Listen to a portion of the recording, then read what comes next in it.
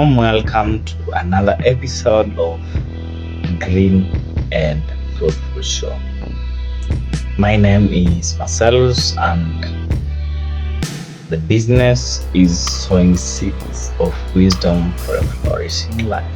Today I come in peace, I come with humility, I come with the question, have you ever realized that there is a power above?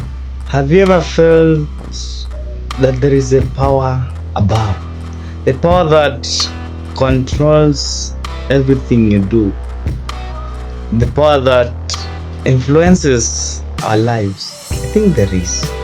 Regardless of your religion, regardless of your belief, one thing that puts us together, one thing that makes us equal and unique as creation is, I feel we believe in the power above. Even traditionalists, I know, how often do we get to talk or to communicate with that power?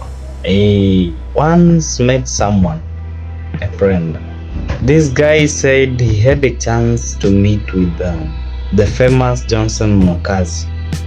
Johnson Mwakazi had been called somewhere, ni miaka mingi huko nyuma kidogo, to give a talk when he was those days Mwakazi was Citizen. Yeah, you know Mwakazi, yeah. So the guy was just talking to them, facilitating and ask. So ikafika time ya questions. So mse akauliza very very crucial question. Maybe before I continue, have you ever had a voice from this power? Ushasikia sauti ya Mungu? And if yes, how do you? Okay, when I'm talking about God, I'm just talking about how maybe I believe the power above is known to me. Maybe you know wewe mwenyewe mahali ulipo.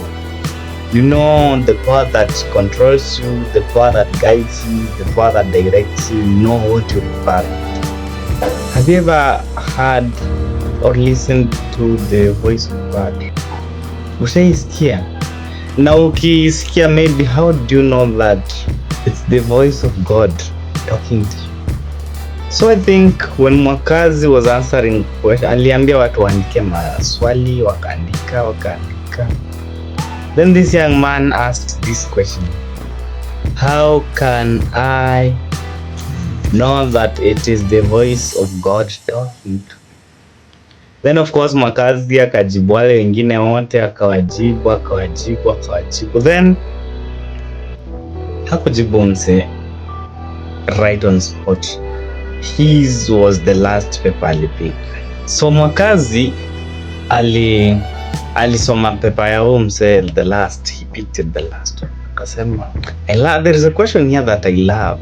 And this young man has asked about how can I hear or how can I note that it is the voice of God talking to me? Then Mwakazi gave them a scenario. Akawauliza, wakati uko kwa watu wengi, mama yako akikuita, for example now, Marcellus, will you be able to recognize the voice of your mother? Yes, utaitika, sio? When your brother akikuita, hata kama hamjaonana kwa wiki moja, si utaitika? Kwa Marcellus utaitika. Or even if it's your kid akikuita mom, hata kama hujui ni mkiwa moms wengi hapo, you will recognize the voice of your child. Ni kweli, yeah. So akamwambia, why? Because most of the time you are with that person, you know that person deeply, you spend a lot of time with those people. Asema, that is the same mentality with this power from above. The more you spend time with them, the more you spend time with God, the more you spend time with Allah, the more you spend time with that power that you believe in, the more you get to understand, the more you get to master their voice. What am I saying? Spend most of your time in prayer. Spend most of your time in salah. Prayer is everywhere. Having a convenient time with God, you can pray. We are told that in our work, in our deeds, in our actions, in everything we do, we must be praising God in everything that we do, even the way we breathe. Somebody said the most highest form of praising God that we do every day is when we breathe in or out. And that's what gives us life. Kwa sababu we call the name of God all the time. We call the name Yahweh all the time.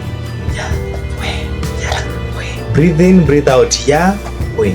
So make sure that when you are calling the name of God all the time, Yahweh, you are calling it in prayer, in supplication, in everything that you do. Let it be a prayer. Let it be a way that you will communicate to God every time. The more you kneel before God, the more you rise before men. The more you get hopes, the more tribulations and adversities get out of your life. And even if they come, you conquer them. Know how to pray to God. Know how to spend meaningful time with God in everything that you do. And your life will never be the same. Has been your host, Marcellus, for Flourishing Life. Adios.